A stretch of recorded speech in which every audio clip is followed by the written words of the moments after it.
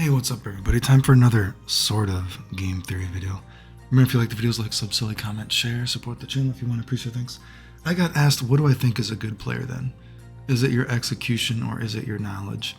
And besides the fact that just what is good in the first place could be ambiguous, your standard of being good might be different than mine, right? I think everything matters. You know, your knowledge about the game matters. Your execution matters. Your reaction times matter. Your ability to adapt matter. Your killer instinct matters. I've always talked about that before. I'm not someone that has like a killer instinct for games because I'm someone that's always just sort of played for fun randomly. I didn't know that I was good at games until I entered tournaments the first time, right? But I'm not someone that has that killer instinct, right? So besides that though, what I want to talk about maybe more so specifically today is that sort of maybe mid-level player, right? Which is a much more wider range, I think, on the scale, if we're thinking about 100%, than something like there's that very low-level player, let's say the scrub, the noob, and then there's that upper echelon player. And then perhaps that sort of mid-level range is bigger than people might want to give credit for, right? And I think a lot of times that more middle-level player, you know what I mean? They're more in that sort of, they have more of the, it's the mid-level player I feel like is more in that bully zone. They are more likely to bully and they are more likely to get bullied. They are more likely to autopilot and they are more likely to be autopiloted, right? So let's look at this sort of scale right here. Let's say we got the upper echelon is this, you know, the 10, the perfect player. It's an explosion of skill, right? It's a fireball of explosion. But most people will never reach that level 10, right? Most people are just a big zero, right? These big zeros, they noob off, right? But you know, we struggle. We're trying to get bigger. We're trying to hit the top, but no, we can't quite hit the top. Hitting the top is very hard. And then, you know, in this sort of mid-level range, you know what I mean? And what makes a good player here? You know, it's a lot of different things. It could be that, you know, execution. It could be your reaction times. It could be your adaptability. Bob, are you trying to pee again? I'm not trying to pee Pikachu. It looks like you're trying to pee Bob. It's not a pee Pikachu. Okay, you know what? Anyway, the point is to reach this upper echelon. Bob, why is he exploding a fire, Bob? What the fuck, Bob? So anyway, most people though, you know what I mean? You're just in this sort of like the mid-level range. You know what I mean? Most people can't actually reach the top, the tip. And there's no perfect player. There's no level 10. Most people only get to a 9. That's about as big as you'll ever see. So anyway, dude, I don't know. It sounded funnier in my head. So anyway, when I talk about the mid-level player in all seriousness now, there's that level of the scrub, right? The newbie, you know, they're learning more and more, a little bit. But then when you reach that mid-level, it's kind of that gray level, right? And it goes on for a while because this mid-level player at some point, oh yeah, I'm learning the game, I'm getting kind of good. And then even though they go up, you know, step by step, even when they get to that level where they're almost good, you know what I mean? They're still in this kind of range, right? Most people, this is a smaller range of the actual good player. You know, there's still some levels there, but this middle level is bigger. And it's kind of ambiguous when I think about it, you know, but a lot of times this mid-level player, you will notice them that they find that one good thing that they're good at, or that one good tactic, right? Like, oh, I'm bad at the game before, but now I know this is good. And they are more likely to try to bully somebody else with that one good thing that they can do. Maybe they only have one of these skills. They only have one of these skills or one of these tactics in the game, and they will want to bully and autopilot with that one skill, right? They'll try to bully everybody with, you know, below them and at that level, again, with that one sort of skill, they'll try to autopilot. But because they're only actually good at one thing, they can often get bullied themselves and autopiloted by something just simple because they're actually not a versatile player, right? I mean, you could even think of, God, you know, it's just so, because man, I have so many bizarre comments about Alpha 2 players again recently. Say Alpha 2 is a good game, maybe perhaps even to think about this bully factor, because Alpha 2 also has this extra sort of, let's say, auto combo. There's a lot of different color veins filling up this cock, right? It's a very versatile cock. Alpha 2. Let's say you got this dude that thinks he's good, and maybe he is good compared to somebody below him. Maybe he is good in this sort of like middle range, but he has one sort of thing that he can bully you with, right? He's bullying you with his knowledge about the game. He has a basic grasp of the game. This move is good. This move is good. And he has this sort of basic play style that he knows that he can bully everybody else with, right? But then he throws in that factor of something just really stupid like custom combos that are brain dead, right? Custom combo, you can, you know, for all rights and purposes, you might be able to win a match that you probably should have lost, right? And so because maybe they're on this lower threshold, I know this is such a, hopefully somebody laughed at the joke, right?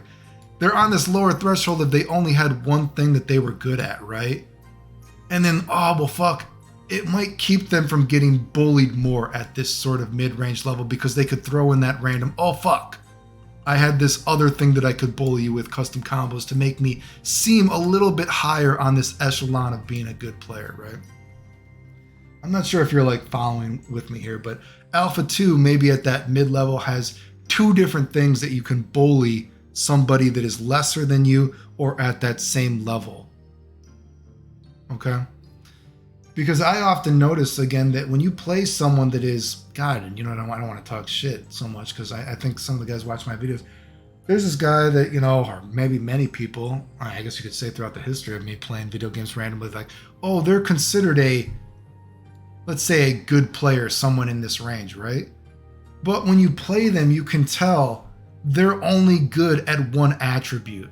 And other people think they're good because they have maxed this bully stat to 100. They have maxed this bully stat to 100. But then you can just autopilot them with something stupid because they don't have the ability to adapt themselves. They can still get bullied themselves. Even though they think they're a good player, they actually aren't versatile enough to reach this upper echelon of being versatile, of having everything below them. Does that make sense? So perhaps you could say that, you know, what makes a good player is, again, they can do everything. Maybe that, you know, sort of mid, and again, it's a different kind of level. You could say this guy in the mid-range, he's a bad player. This guy in the mid-range, you could say maybe he's a good player, but he's not truly good. Because he's not able to do everything, you can still bully him. He has a whole bunch of levels where he can bully other people, and he can use his autopilot stuff. But at this level, he can still be autopiloted himself. He can still get bullied himself. You know what I mean? That's why, and I've talked about this before, about what can make you better at certain games is playing different games than you normally play and finding that perspective of maybe you're the guy that you normally like to rush down. You're the guy that normally likes to do the comps, whatever it is. Maybe you play the 3D game and you have to play that slower pace to win, right? You have to play that slower pace to win. You have to play that more methodical, let's call it, area, right? So then when you go back and you play this other guy, and this other guy, his bully stat, autopilot stat is maybe so high with this other form of play style, and normally you weren't used to playing that methodical style, and this guy has nothing in the tank. He's a complete zero in his ability to play methodical, right? And because you can play methodically, you can beat him so much easier. You can reach the top, right? You can beat him with stupid tactics. You can outdumb him. You can let him beat himself, so to speak, right? I mean, that's a great thing. When you talk about, say, you know, there's that sort of cliche idea of that defense wins championships, right? You know what I mean? There's a lot of times when you play, and especially, again, because I guess you could say defense wins champions if you want to think about this perspective. And again, it's because it's something I talked about, how was I able to beat so many people in Super fucking Turbo? You know what I mean? When I came back and randomly was playing Super Turbo. Like when I came back and played randomly Super Turbo, only the top people can beat me when I was playing Super Turbo. Like all these other just good players, the players that were, they learned all these option selects now because Super Turbo had progressed and all this kind of stuff. Like, dude, like all these quotation mark good players, I could just beat them with like regular solid fundamentals, dude. Simple stuff. People that play the game for hours, more than I've ever even played Street Fighter in the history of my life. These people have played, right? The only dudes that would beat me in Super Turbo were like the very, very top people.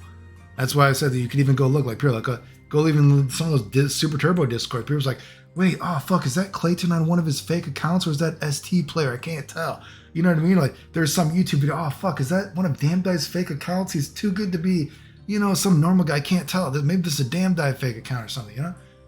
Because you can out bully. You can let these sort of quasi good players beat themselves because they're actually not truly fully complete, so to speak, right? They get along with it's like the fake quasi good play. Like, oh, hey, I learned about the game. I wikied, blah, blah, blah. Or, oh, hey, I'm Alpha 2. I have a basic knowledge of this one thing. And then, oh, fuck, again, I talk shit about Alpha 2 because the game is so fucking flawed. Alpha 2, you think about, there's a player that could be like, oh man, he's got that regular sort of bully knowledge, that regular sort of autopilot. This is a good move. This is basic knowledge. And then he's like, oh fuck, well maybe this one guy, fuck, he's a little bit better than me, but oh, maybe I can just pull it out because I can use something like custom combos, this brain dead feature in the game to random super you. Oh, but hey, let me tell you, I hate supers in Super Turbo. Those have too much of an influence on the match. You know what I mean? But you like custom combos, right? Oh, I hate Alpha 1 because, supers are too fast and you can't block them if you're right up against the guy. But, oh, I love custom combos. Again, it's almost comical to talk shit about Alpha 2. But, hopefully you get what I'm getting at. And maybe if you've ever been at that level or experienced that you can, let another guy beat himself at those levels. It's more common. And that's not to say that good players can go on win streaks too, for sure, right? I mean, the idea that, getting to this top level, good players go on win streaks too. Good players can lose too. But they're less likely at that sort of quasi good level, quasi bad level to get bullied, to get autopiloted in themselves. And that mid-level player is likely to just do that, because they're not versatile. They don't have that ability to adapt. Does that make sense? I mean, it's one of those reasons why I even think about, say, playing Alpha 1. I mean, a lot of times I just play, because, God, recently I've just played Adon and say Dan. You know what I mean? Because I don't even have to turn on my brain, so to speak. You know what I mean? Because I can just do simple shit to these quasi-good players, and they don't know what to actually do. Because for them to get to that level of what they think is a competent player, and maybe it is a competent player, to a certain level, you know what I mean? But to them to get that, they're not actually a versatile player. They've only gotten good at one attribute, even if they even are good at that, right? They are good because they can bully people at a certain lower level than them, but you can let them beat themselves. You know what I mean? So many times, like say against Super Turbo, do simple shit, and they're more likely to get annoyed. There's that whole idea of playing old school Street Fighter. You know what I mean? Like, God, you can let people get into this sort of range, or it's like, you know what? I bet I could annoy this guy. I'm not even going to try to dragon punch everything. I'm just going to mash on a lot of duck short because they've never actually played footsies before. They have this fake knowledge of footsies. You know what I mean? And they're going to jump, whatever. And that's not to say that, a mid-level player can have that sort of level of skill too, but then they won't have that other skill to be able to switch it up, to like go to shift gears.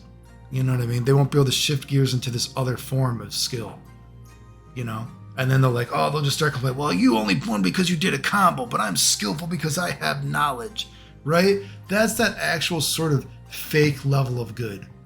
That fake level of good where this guy's like, I have all this knowledge. I'm a 10 knowledge, right? but he's not that good at execution. So, if you out execute him, that's not fair. Well, he's actually not as good as then he thinks he is. He's actually at this middle cock range, right?